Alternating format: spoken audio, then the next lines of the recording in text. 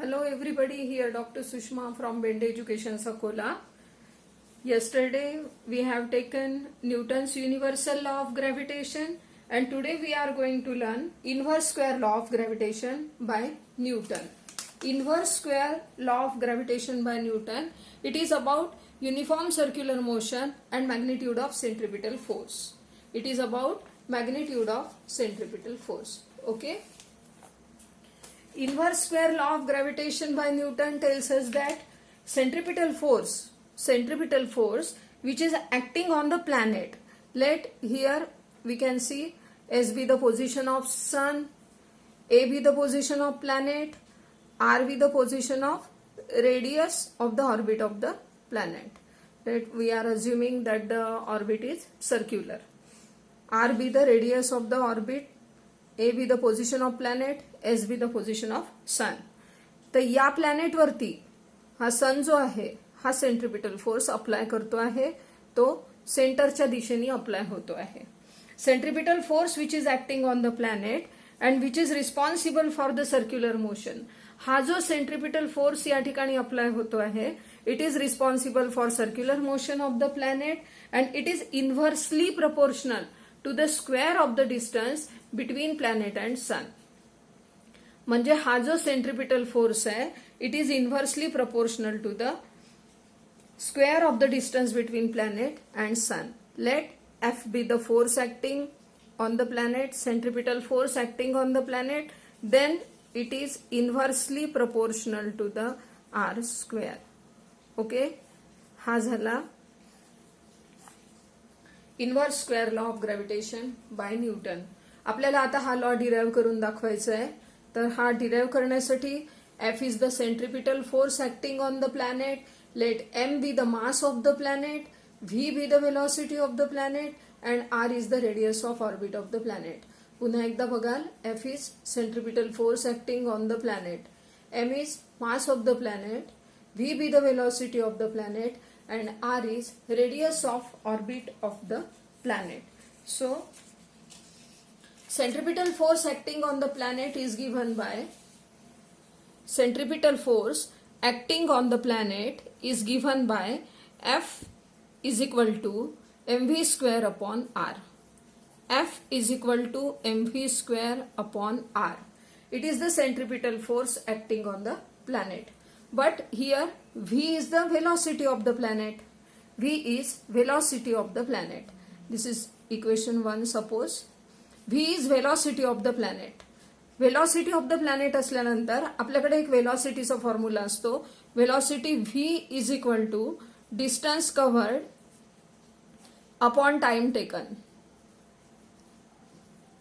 Distance upon time, this is the formula for velocity. Velocity is equal to distance upon time.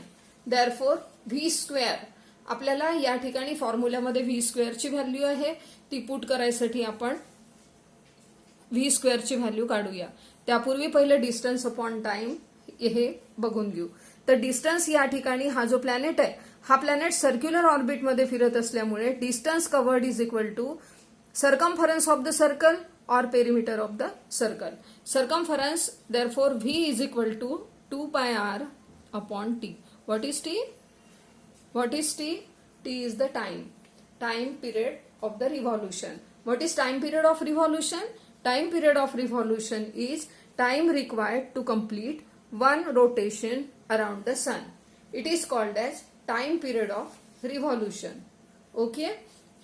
V is equal to 2 pi r upon t. Therefore, V square, what is the value of V square then? V square is equal to 4 pi square r square upon t square. 4 pi square r square upon t square. This is equation 2. Let we put this value of v square in equation 1. On putting the value of v square in equation 1, we get F is equal to m as it is लिहिलाय मी, m upon r सुद्धा as it is लिहिलेला आहे, m upon r. आणि v स्क्वेअरची value जी आपल्याला मिळाली इक्वेशन 2 मध्ये 4 पाय स्क्वेअर r स्क्वेअर आणि खाली t स्क्वेअर. ओके. 4m आणि r ॲज इट इज मांडलेले आहे. व्ही स्क्वेअरची व्हॅल्यू फ्रॉम इक्वेशन 2 या ठिकाणी मी भरलेली आहे. 4m pi square r square upon r into t square. Okay. आता हे जे इक्वेशन आहे या इक्वेशनला आपण हे करूया इक्वेशन 2. या इक्वेशनला आपण multiplying and dividing by r करूया. F is equal to m 4 pi square r square upon r into t square multiplied by r upon r. हे मी आर अपॉन आर का केलं? कारण की मला केपलर्स थर्ड लॉ या ठिकाणी यूज करायचा आहे आणि केपलर्स थर्ड लॉ सांगतो t square upon r cube is constant. इथे टी स्क्वेअर आहे माझ्याकडे, पण वर आर स्क्वेअर होतं तर मला आर क्यूब हवं होतं, म्हणून मी multiplying by r upon r केलं. आता हे multiplying by r upon r केल्यामुळे मला आता या ठिकाणी इक्वेशन मिळालं F is equal to 4m pi square r cube upon r square into t square. Okay. F is equal to 4m pi square r cube upon r square into t square. हे घेऊया आपण equation 3. आता याच्या पुढे by Kepler's third law, याच्या पुढे by Kepler's third law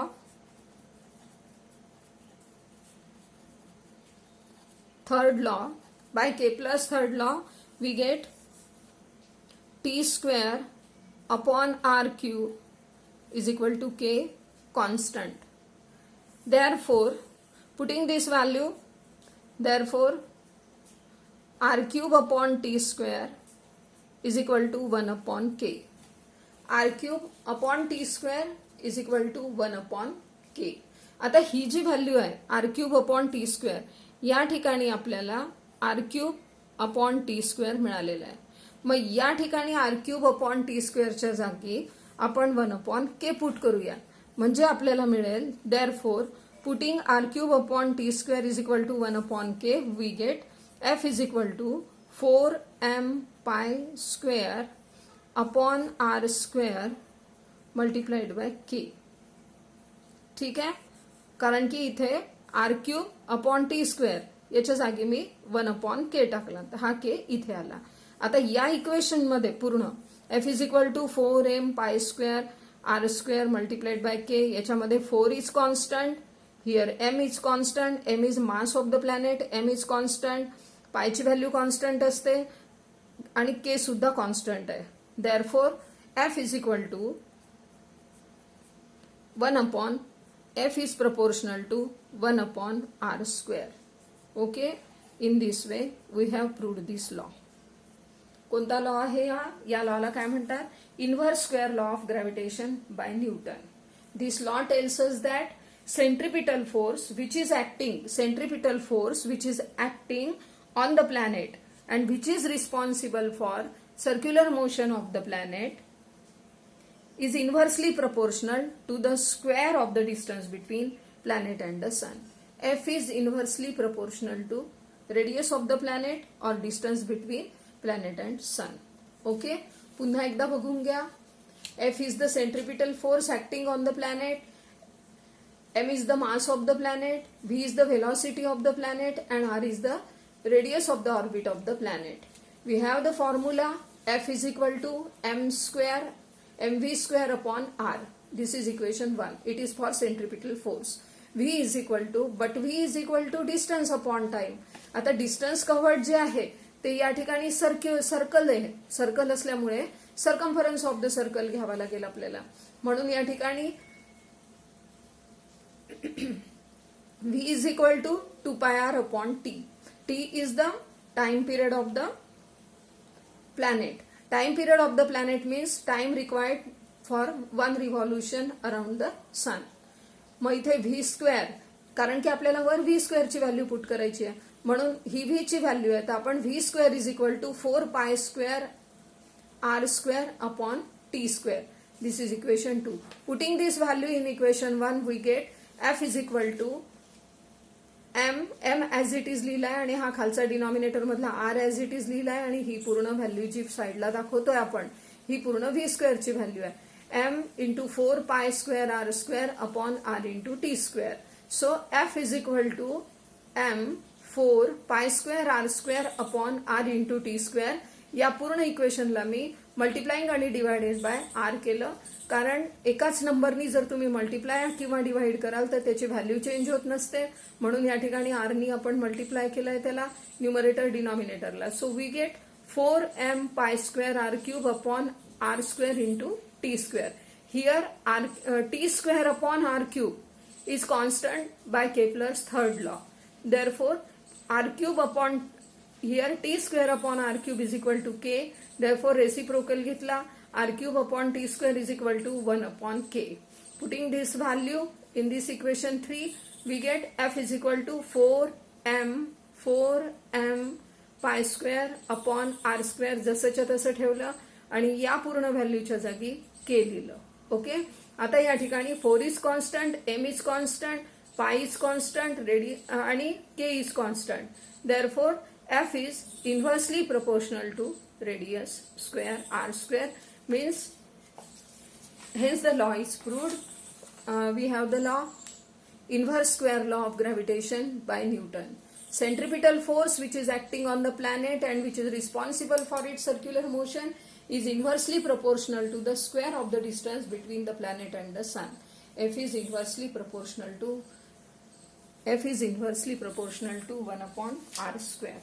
okay, याप्रमाणे आपण हा लॉ पूर्णपणे प्रूव्ह केलेला आहे.